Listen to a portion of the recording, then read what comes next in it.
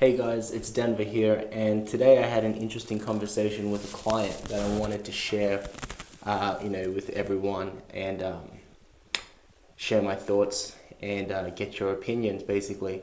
And it's to do with natural bodybuilding. So, basically, natural bodybuilding has definitely evolved over the years, and much like clean eating, I guess it doesn't have like a distinct definition, or people have their own opinion about what it is.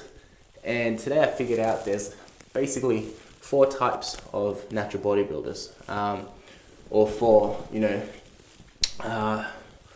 interpretations of natural bodybuilding.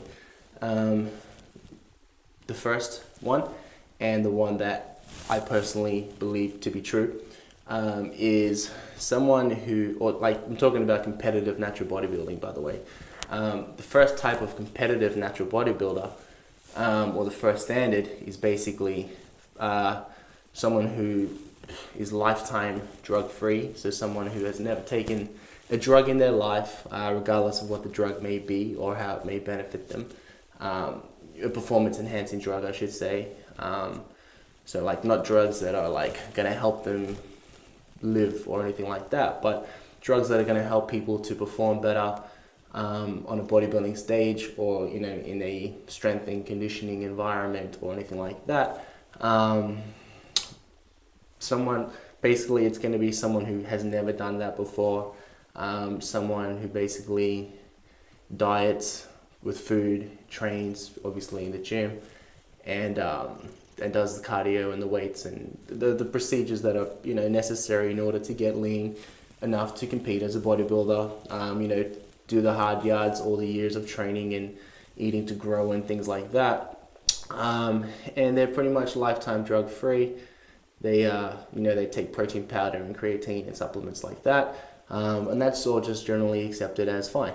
So that's the first type of natural bodybuilder. And that type generally doesn't really improve drastically from competition to competition. So generally that you're going to see the best results from someone like that if they kind of have like a longer training experience or history, I should say, and then compete every couple of years or so to ensure that they are progressing, and they don't just look like the same on stage, basically. And the ones that do compete every year pretty much look almost the same from year to year with slight improvements here and there. So that's the first type, lifetime drug-free. The second type of natural bodybuilder is someone who has used performance-enhancing drugs before in the past, say 5 years ago, 10 years ago, 2, 3, 4 years ago, and they've decided they want to take the natural route and not use any drugs or substances or enhancements and just rely on diet, training and food and stuff like that. And hard work essentially, and protein and creatine and beta alanine and whatever else is available to get in shape and compete. So because they aren't taking drugs anymore, they feel like it would be unfair for them to compete in a non-drug tested show. So they decide that they're natural and they're going to compete. So that's number two.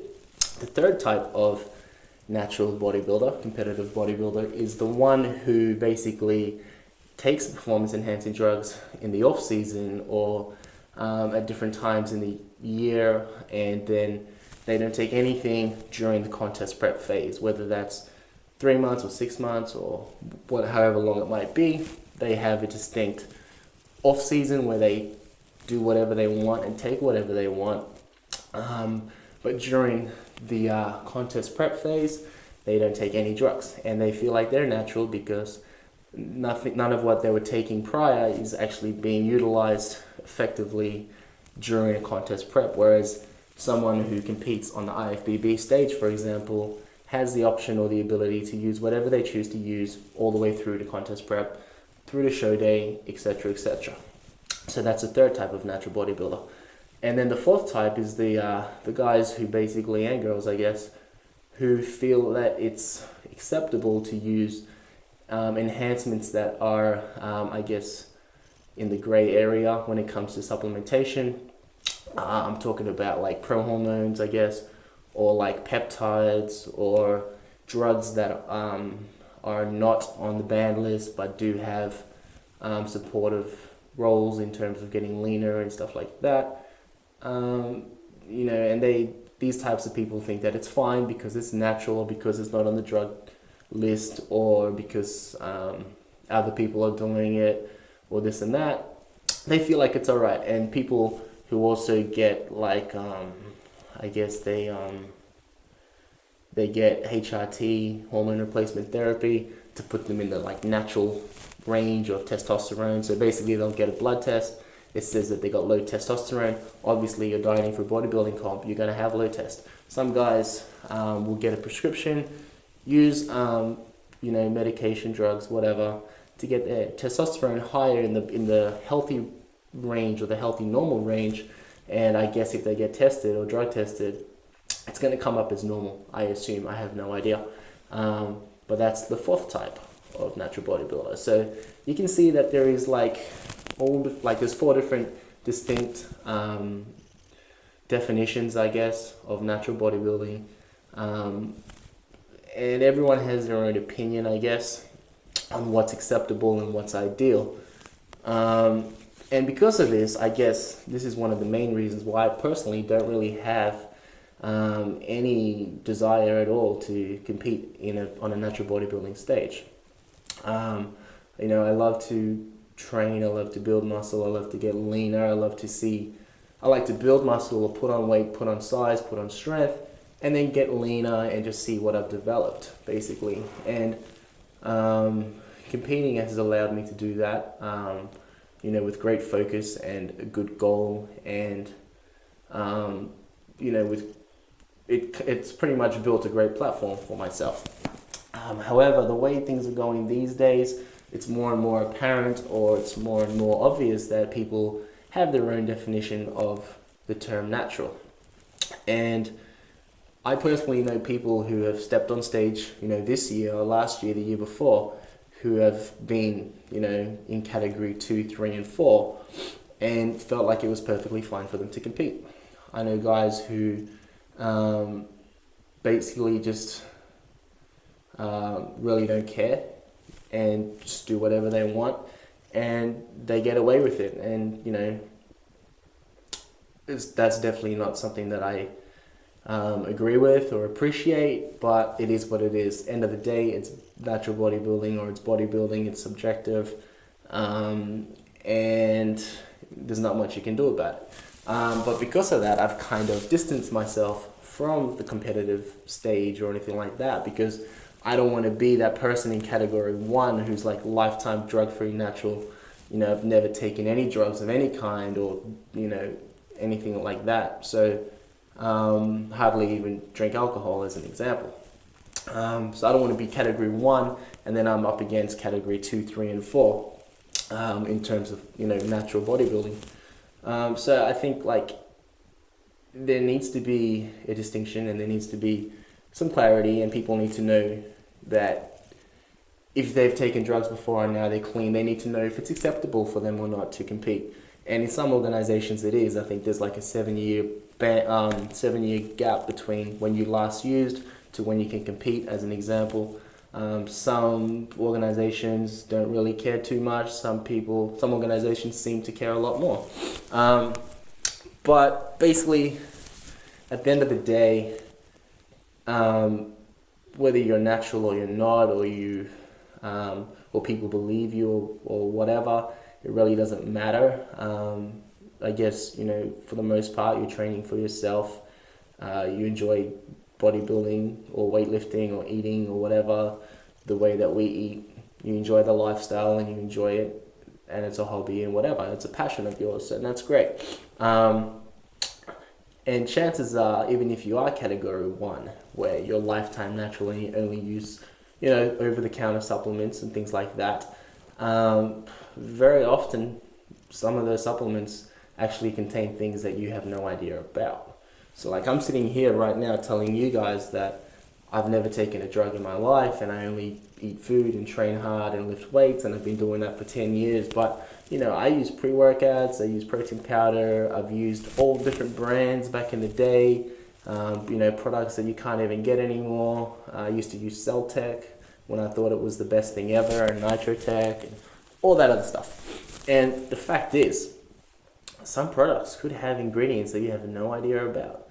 You know, there's so many stimulants, and you know, whether they're amphetamines or whether there's products that have peptides in them or prohormones or whatever. Companies will throw these things in, get a really good hype and, you know, good marketing for the product, and then pull them out, and everyone thinks that the product's amazing because this person got great results, this and that, and the company will just kind of take out that extra ingredient or whatever it is, and people end up just believing that it's great, and, you know, placebo effect or whatever, they sell a lot of product. But chances are it's possible that I've taken a product that I've bought over the shelf or over the counter that could be laced with something else, and I have no idea.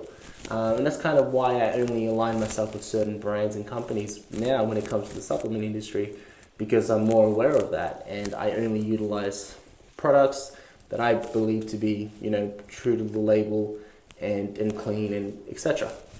So regardless of whether you believe you are a lifetime natural bodybuilder or, you know, drug-free bodybuilder or whatever, chances are you really have no idea. And I personally have no idea. But as far as I'm aware, and as far as I know and believe and things like that, I've never taken anything, and I never will take anything, because I basically have no desire to.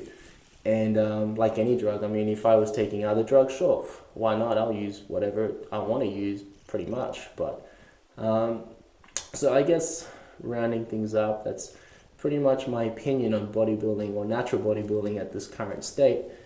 And there really needs to be a bit of clarity, I guess, because sometimes I feel like I'm the only idiot in the room who will do everything that I feel is right, while everyone else is just doing whatever they like.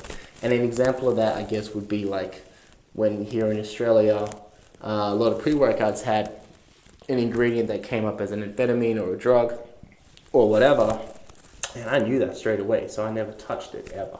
And pretty much I was told, you know, it's got banned substances, you cannot use it, so I never used it, not even once. And pretty much a couple of months down the track, I find out that organizations involved with natural bodybuilding are selling the products. And to me, it's like, well, if it's banned, why are you selling it? Like, no one should be using it that's connected to this organization. It shouldn't be available, basically, to these people. Like, well, you shouldn't be making money from a product that you actually feel is not part of, you know, bodybuilding, or it's banned or whatever. But these companies were like selling it and promoting it, and they're directly connected with a natural bodybuilding organization. So I thought that was pretty shady. And then I found out that you know, that product was only banned during competition. So in the off season, it's perfectly fine to use it; it's not a problem. But, you know, within 2 weeks out from your comp, you have to make sure you're off it and this and that. And I just think that's pretty shit as well. Like, that's like saying, hey, you can use peptides all you want, but before the comp, get off it. You can use, you know, T3 or whatever the hell else there is, Tren or Clan or whatever, you know, or I hardly even know what these things are or what they do, but I hear about them. And it's pretty much just saying like, hey, you can use whatever you want, but, you know, when we have you on stage, you better make sure it's not in your system. And it's kind of how it is at the moment, from what I can tell, what I can see.